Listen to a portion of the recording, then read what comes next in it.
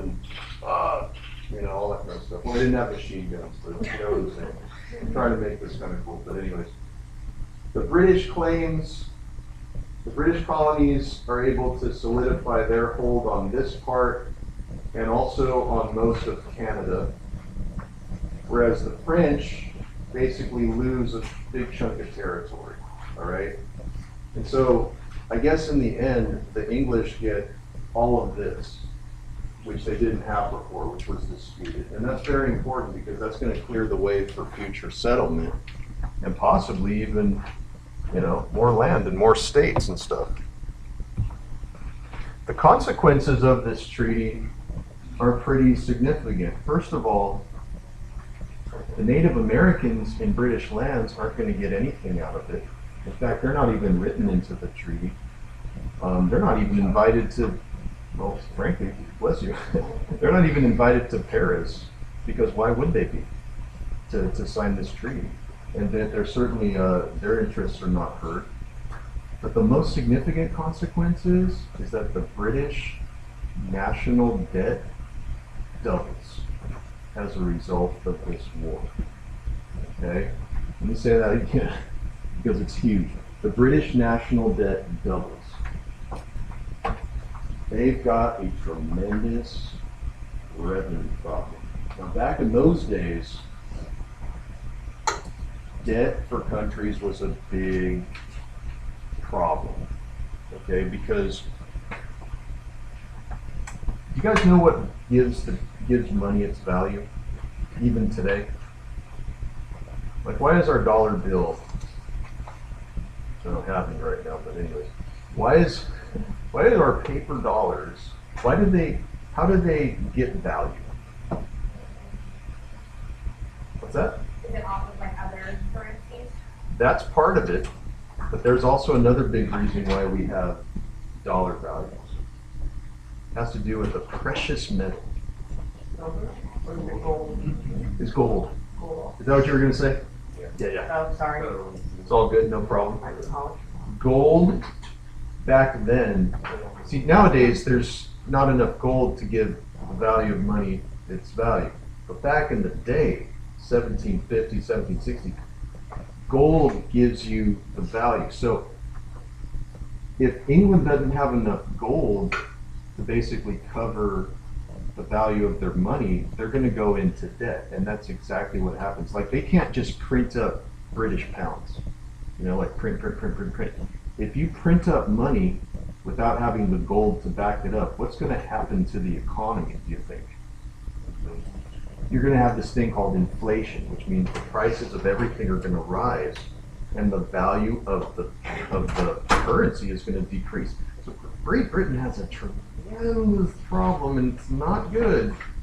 And so they've got to figure out how to get money. So, okay, you're the King of England, and you're thinking about this, and you're going, oh man, what can we do? How can we get out of debt? What shall we do? What are some options out there? Imagine you're the King of England. Tax the colonies. Tax them. Why would it be a logical choice to tax the colonists?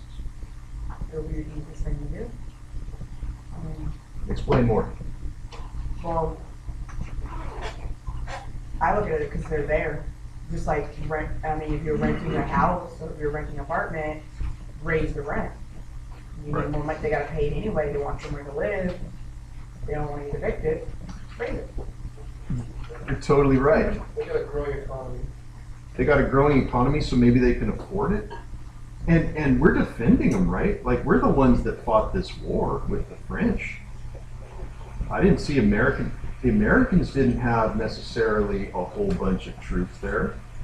Not like volunteer troops or anything. It was our troops.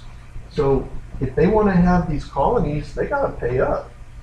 And that's basically what it is. And that's what's going to happen. So other things start to happen too. And I want to get into this. And this is some other stuff too. I got to backtrack a little bit. So, okay, The king is King George III, all right? In 1760, during the 7 Years' War, King George III is now crowned as king. That's important for you because King George III believes that in order to defend the American colonists against France, what we've got to do is we got to have a standing military there, which means if we have a standing military over in the colonies, that must be paid for. Okay? So he has a new policy of a standing military, which is, again, going to cost a lot of money. This is, again, the whole point of this is to prevent France from having any ideas of taking back that territory, of invading Canada, because it's not just the colonies that they're worried about, it's Canada too. There's a lot of real estate there and a lot of resources, so they've got to do what they can. Okay? Having that standing army, the greatest military force ever, up to that point in the world, which is the British military, it costs money. So when King George III is crowned, that's what he believes. After the 7 Years' War is over, you've got a Native American chief who is really angry at the fact that the Native Americans have gotten absolutely nothing out of this deal, and his name is Pontiac. You're like, I own a Pontiac. Well, Pontiac is a chief that resides primarily in present-day Detroit area, Michigan, okay? And he takes it upon himself to organize a huge revolt against the new British army that's there and the British forts and stuff. He's defeated, of course, by the British because of just the fact the British have an amazing amount of firepower. But in response to that,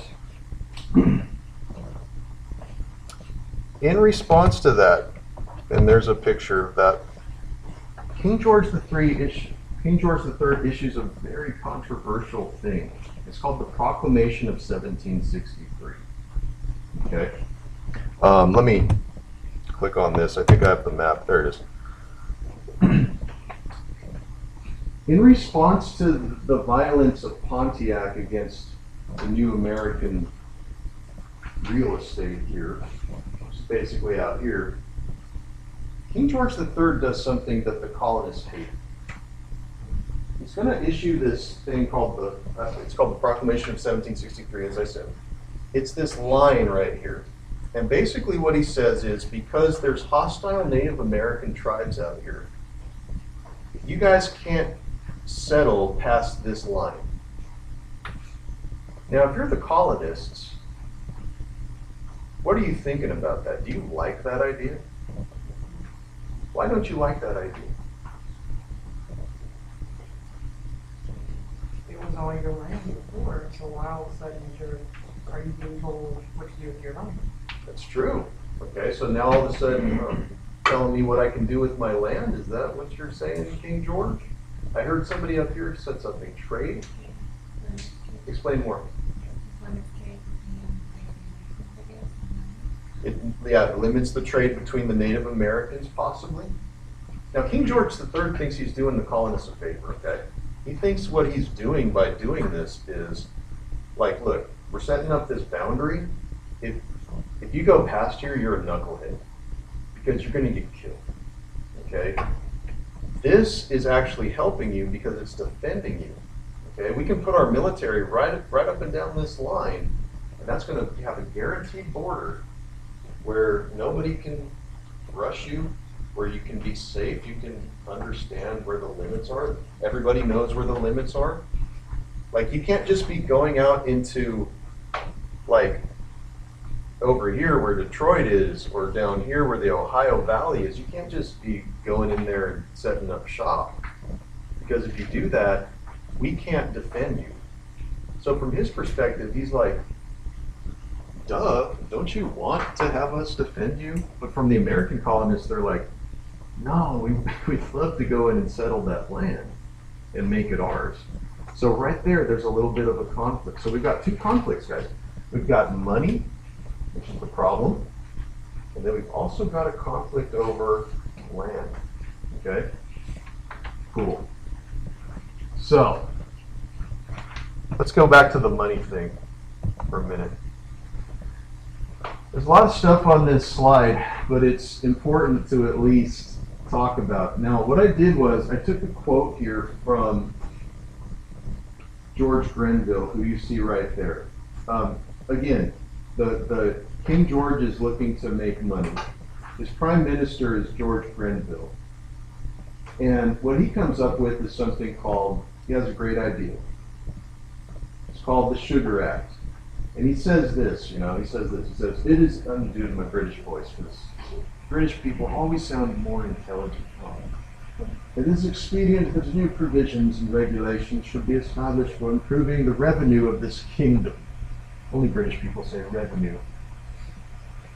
And it is just and necessary that a revenue should be raised for defraying the expenses of defending, protecting, and securing the same. That was good. He wants to make more money. And this is the most important part. And what he thinks he's going to do basically what they want to do here is they want to tax sugar, which is being traded back and forth. That comes out of the United States. What he was hoping for is for this plan to generate 78,000 pounds, which is a lot, but it's not enough. I mean, they are severely in debt, by the way. They have a debt which is way more than that. But they're just looking for ways that hopefully they can make money. Okay? So, this obviously isn't something that the colonists are happy about, because any tax means that it's going to affect people in so many ways. For example, I'll ask you guys a practical question. How many of you guys feel you know a little bit about the business?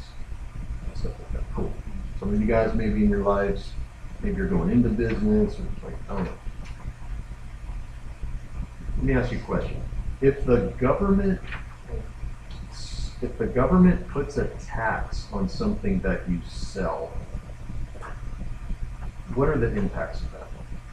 Just in a practical sense, what are the impacts of I'll just make something up. Let's say you sell Expo markers, and the government thinks they smell bad, so basically you're going to tax it. What are the consequences for your business if the government slaps a tax simply on this? You're going to push the money out to sewer and perhaps let people go on the phone. So I heard two things there. You're gonna push the cost onto the consumer, so that's one thing. It's going to be more expensive for you to buy it. And then the second thing you said is it's going to kill your business, possibly. What are some other things that could happen, possibly? I know I'm thinking way outside the box here on this. Get a little too far. Could start a black market. That's what I was thinking right there. You could have a black market of fake Expo markers, where somebody else could cut into what your profit margin is, right? See what I'm saying? From a business standpoint, this is not cool. So the people that are buying and selling sugar are like, oh my God, seriously? This is what you're doing to us? But they're not going to stop there. They're going to do something where they're going to tax stamps and stuff. I just want to share this with you. This is not anything don't feel that you have to write all of this down, but let me just explain this quote from Samuel Adams. Yes, the same guy on the beard. Samuel Adams says, "For if our trade may be taxed, why not our lands? Why not the produce of our lands and everything we possess or make use of? This we apprehend annihilates our charter right to govern and tax ourselves. It strikes our British privileges, which as we have never forfeited them, we hold in common with our fellow subjects who are natives of Britain. If taxes are laid upon